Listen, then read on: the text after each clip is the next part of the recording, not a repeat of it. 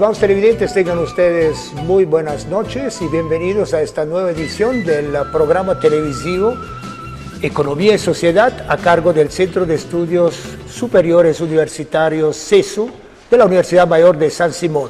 En esta oportunidad me es grato volver a encontrarme con el doctor Nelson Manzano Ansaldo. Él es docente investigador del Instituto de Estudios Sociales y Económicos IESE de la Facultad de Ciencias Económicas.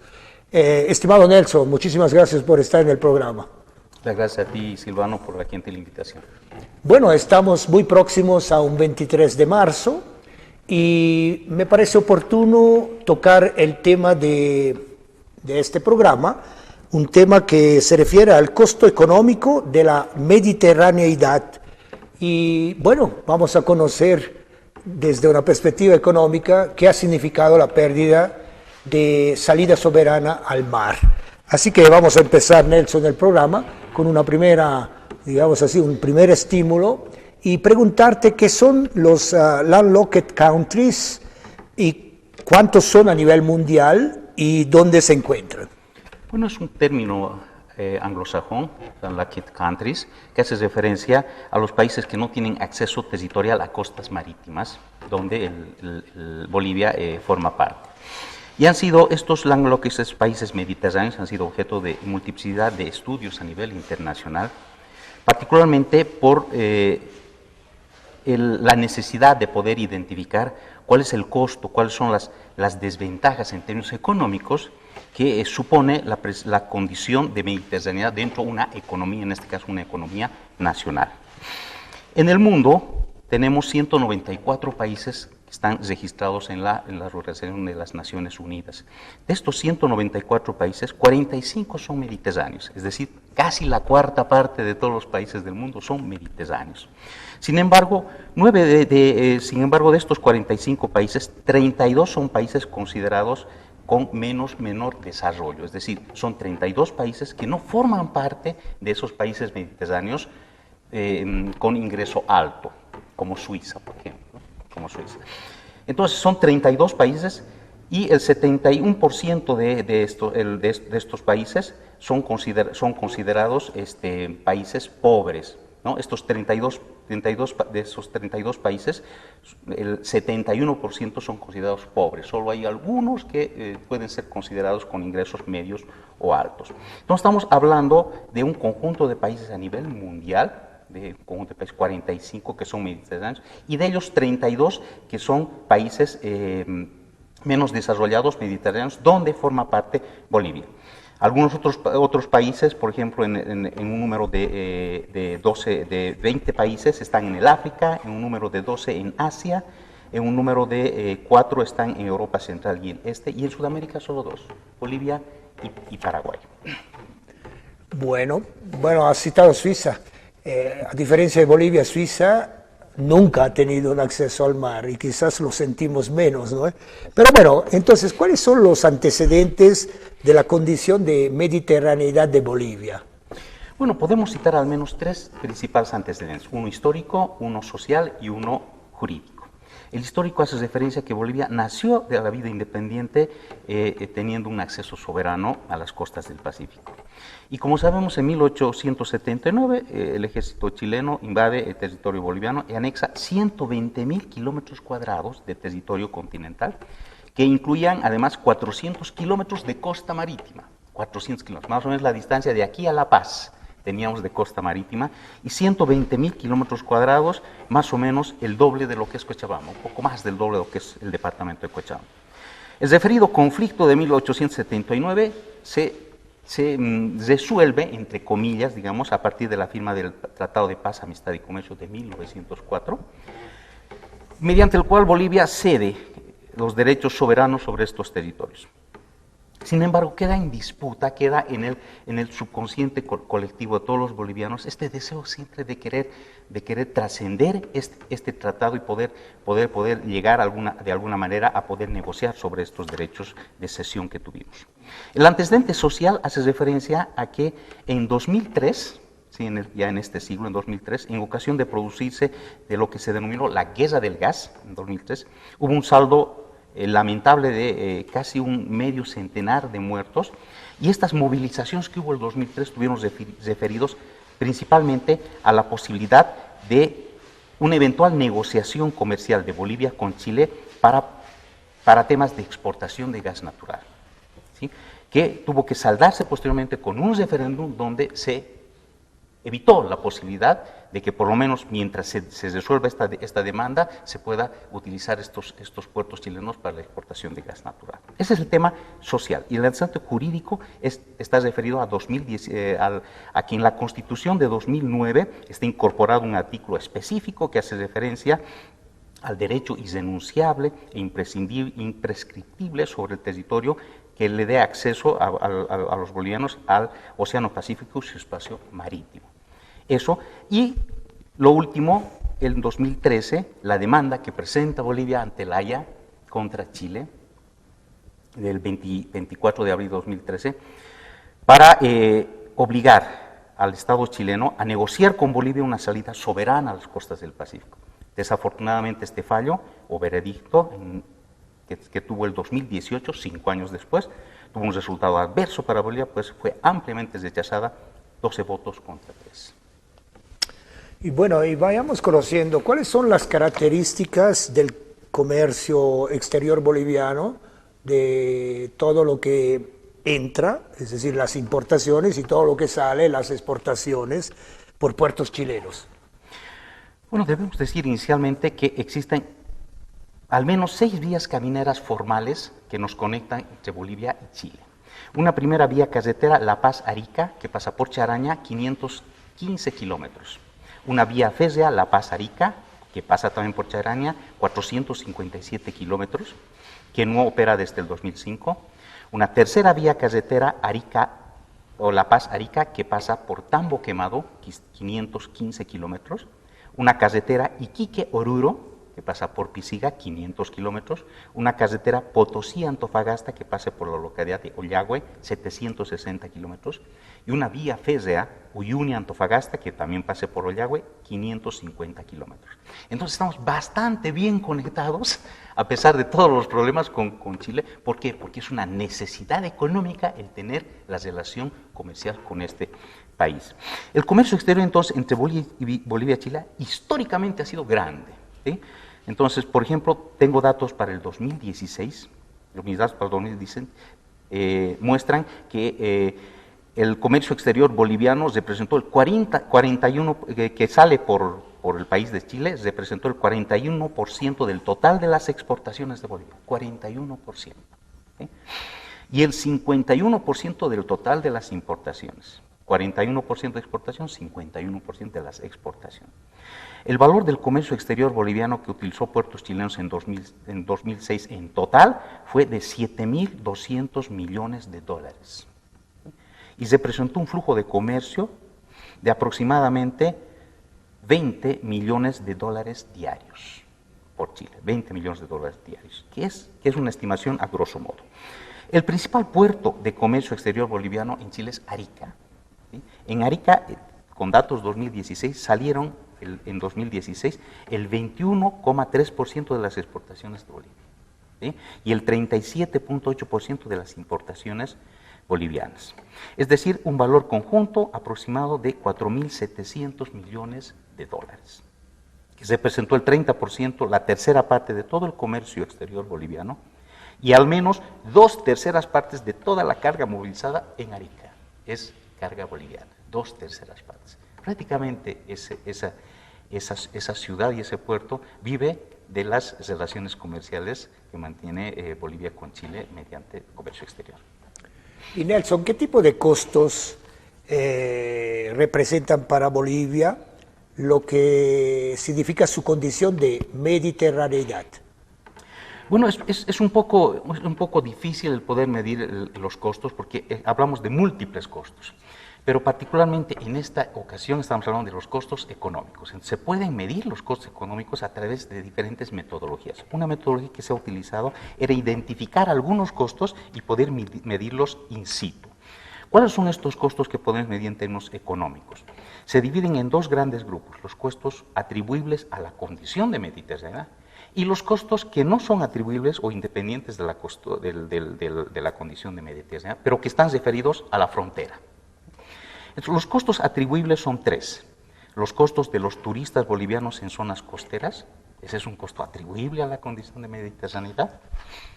Los gastos de transportistas bolivianos en territorio chileno, atribuible a la Mediterránea. Y los gastos por concepto de servicios portuarios que paga Bolivia cuando utiliza el puerto en Arica o en Iquique o en Antofagasta, los puertos. Esos tres son atribuibles a la condición de mediterránea. Pero hay otros tres que están en la zona y no son atribuibles, y eso hay que diferenciar. Los costos de transporte, ¿sí?, que no son atribuibles a la condición de mediterraneidad, aunque muchos teóricos los atribuyen, pero en este caso no se los costos de transporte. La evasión tributaria, el contrabando que se realiza en la zona, tampoco es atribuible a la condición de mediterránea, aunque se realiza en la zona. Y los establecimientos de puestos aduaneros están en la zona, pero no es atribuible a la condición de mediterránea. Y finalmente, el no usufructo de recursos naturales localizados en territorios cedidos, tampoco es referido a la condición de mediterraneidad. ¿A qué me voy? A que podemos identificar muchos de los costos económicos, pero solo tres de estos, solo algunos, están referidos a la condición de medida. Los otros había que estimarlos, pero aunque estén localizados, no son atribuibles a la condición, porque de todos modos tendrían que realizarse. El transporte aquí es muy importante. El transporte en Bolivia es altísimamente caro, pero no porque somos mediterráneos, sino porque tenemos distancias muy largas para llegar a la costa. Estamos en el medio del continente y tenemos que pasar 2 cordilleras. No podemos evitar. Tuviéramos que aplanar las 2 cordilleras para decir que es una situación referida a la mediterraneidad. Entonces, si tomamos en cuenta estos, de los 7, solo estos 3 serían asimilables a la mediterraneidad, los 3 primeros. Y Nelson, ¿cuál sería el costo anual para Bolivia, considerando, digamos así, esta situación, por no tener salida soberana a las costas del Océano Pacífico? Y bueno, uno hace una estimación, y las estimaciones pueden ser realizadas a corto plazo, a largo plazo, en términos estáticos o en términos dinámicos.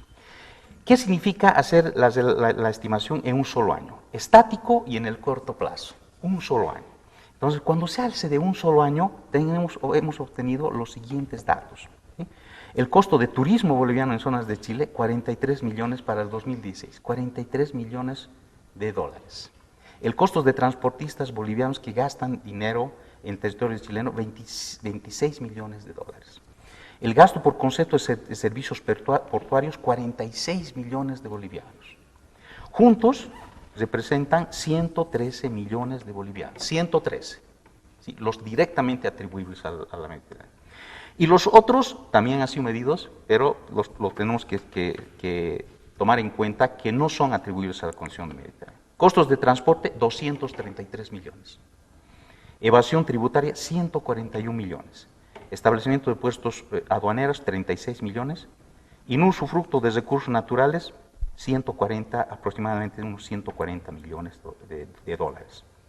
Sin embargo, los costos directamente atribuibles en un año son 113 millones de dólares, y eso significa un 0,33% del PIB, ni siquiera 1%, 0,33% del PIB.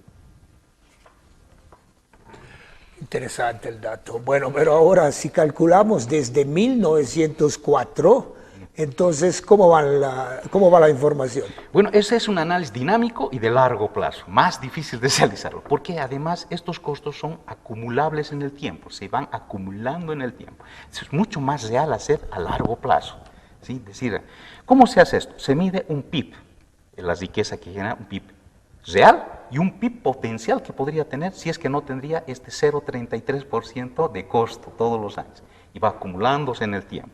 ¿Sí?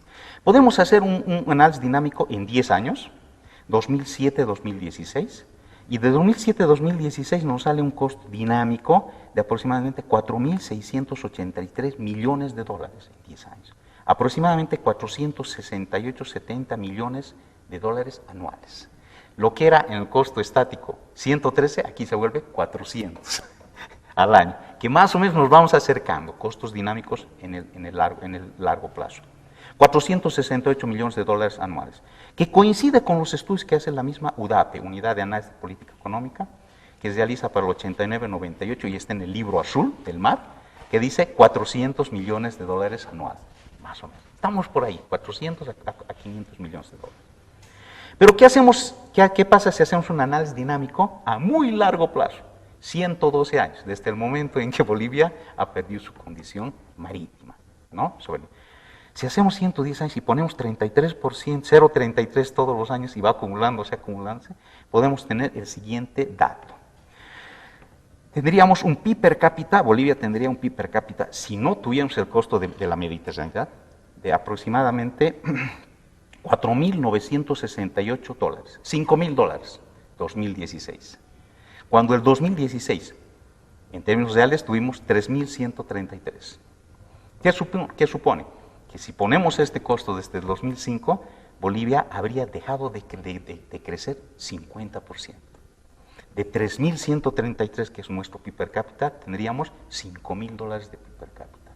Aproximadamente algunos países que tienen salida al mar y son muy parecidos, como Ecuador, que tiene $6.000.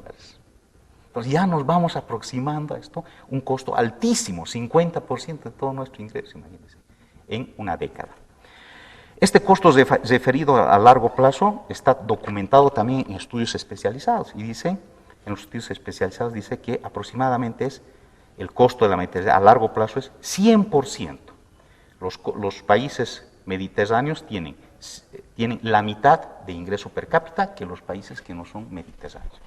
Más o menos. En este caso hemos medido y hemos dicho, no el doble, pero un 50% habría tenido restricción Bolivia en términos económicos por su condición de mediterraneidad desde 1905.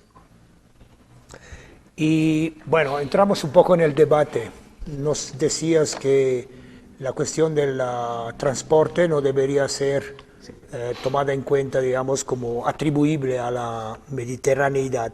Pero desde tu punto de vista, ¿estos costos deben ser o no ser asumidos como costos asociados a la condición de mediterraneidad?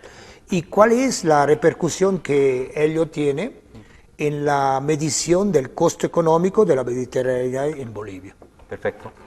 Bueno, los estudios internacionales muestran que el costo económico de países mediterráneos se estima en un promedio del 1% del PIB anual. Nosotros hemos visto en Bolivia que era 0,33, la tercera parte de lo que estiman a nivel internacional. ¿Por qué ocurre eso? Porque en Bolivia se está estimando solo costos atribuibles donde no entra el costo de transporte. Si ponemos el costo de transporte, de ese 0,33 costo de transporte, 0,68. 0,33 más 0,68 del PIB es exactamente 1,01% del PIB. Entonces, si nosotros incorporamos el transporte, estamos de acuerdo con la literatura internacional. Pero personalmente y por la indagación investigativa que se ha realizado, los costos de transporte no pueden ser incorporados como atribuibles al costo de mediterraneidad. Son independientes del costo de la condición de mediterraneidad. Es la idea de decir, la condición de mediterraneidad ha supuesto que nosotros estamos a 1.500 kilómetros de la costa y que tengamos que pasar 2 cordilleras. No. De todos modos, aunque no seamos mediterráneos, tendríamos que ir 1.500 kilómetros y tendríamos que pasar 2 cordilleras. ¿Sí? De todos modos. Por ese motivo y por esa lógica es que los costos de transporte en este tipo de modelos de estimación no tendrían que incorporarse y tendríamos que seguir manteniendo el 0,33% del PIB como costo real de la mediterraneidad. A ver, Nelson, ¿qué alternativas podemos encontrar para tratar de atenuar los costos de la mediterraneidad que nos has explicado aquí en Bolivia? Y una pregunta, digamos así, bastante importante. Siempre pensamos en la posibilidad de salirnos hacia otro lado y, por ejemplo, bueno, el proyecto de la hidrovía Paraguay-Paraná es una alternativa real y si existen otras alternativas, ¿cuáles podrían ser? Bueno, en realidad el debate se centra en eso, en buscar alternativas, más aún con el veredicto de 2013, 2018 del Haya, tenemos que buscar alternativas. Existen varias alternativas que están en curso. Una principal alternativa hace muchos años es el que tú has citado, la hidrovía Paraguay-Paraná, que pasa por Bolivia y existen puertos bolivianos que pueden utilizar esa hidrovía. Se ha podido documentar, hay estudios que muestran que el costo promedio de llevar productos por vía marítima o por ríos es aproximadamente 0,08 toneladas el kilómetro, ¿sí? Y el costo de llevar por carretera es 10 veces más, 0,09 toneladas métricas por kilómetro, ¿sí? Dólares por toneladas métricas por kilómetro. Es decir, llevar por agua es 10 veces más barato que llevarlo por carretera. Bueno, es un buen punto de partida. No obstante, la eventual alternativa fluvial Paraguay-Paraná hay que tomarlo con pinzas, porque también hay que considerar que tiene otros grandes obstáculos. ¿Cuáles son los grandes obstáculos? Grandes distancias. 2.500 kilómetros desde Puerto Suárez hasta Puerto Palmira en Uruguay, sí, Puerto Palmira. 2.500 kilómetros. ¿Sí? Los tiempos son mayores, se vuelven semanas de viaje y las inadecuadas condiciones logísticas. No se invierte mucho en limpiar, por ejemplo, adecuadamente el río, y conforman esto un escenario relativamente complejo, pero que no deja de significar o representar una alternativa viable en términos económicos, en términos sociales y en términos espaciales para poder hacer frente al tema de la mediterraneidad. Una otra alternativa es buscar, ¿sí?, nuevos puertos alternativos a Arica en el Océano Pacífico, ¿sí? En esa alternativa se ha ido avanzando en Perú, buscando los puertos de Hilo y de Matarani, 2 puertos, Hilo y Matarani, que tienen aproximadamente más o menos las mismas distancias, aunque cuando se va desde Santa Cruz las distancias aumentan. De Santa Cruz a Arica, respecto a Santa Cruz Matarani, por ejemplo, son 250 kilómetros más, y es muchísimo, Ha ido avanzando, pero con insuficientes, digamos, aportes en términos económicos y en términos de infraestructura, sobre todo de infraestructura. Se requiere, por lo tanto, en este caso, una posición comprometida de la parte privada y de los estados peruano y boliviano para volverlo en realidad estos proyectos de Hilo y Matarani, y que puedan en algún momento poder contrarrestar esa localización estratégica que tiene Arica y lo vuelve puerto natural para Bolivia para sacar su comercio. ¿Cómo se puede evitar eso? Poniendo mucha inversión en infraestructura y realizando una especie de negociación con el transporte, entre el Estado y el transporte boliviano, para que eventualmente vayan llevando poco a poco su transporte hacia estos otros puertos. Sin embargo, la presencia del Estado peruano también es muy importante para volver a realidad estos proyectos. Muchísimas gracias, Nelson. Estimados televidentes, el día de hoy estuvimos conversando con el doctor Nelson Manzano Ansaldo. Él es docente investigador del Instituto de Estudios Sociales y Económicos IESE, y conversamos alrededor de el costo económico de la mediterraneidad de Bolivia. Hemos escuchado una información valiosa. Bueno, cada uno de nosotros va a ir sumando pensamiento con respecto a lo que significa, lo que ha significado, pero lo que sigue significando la pérdida de una salida soberana al Océano Pacífico. Esperamos que el programa haya sido de su agrado. Gracias por su fidelidad y hasta una próxima oportunidad.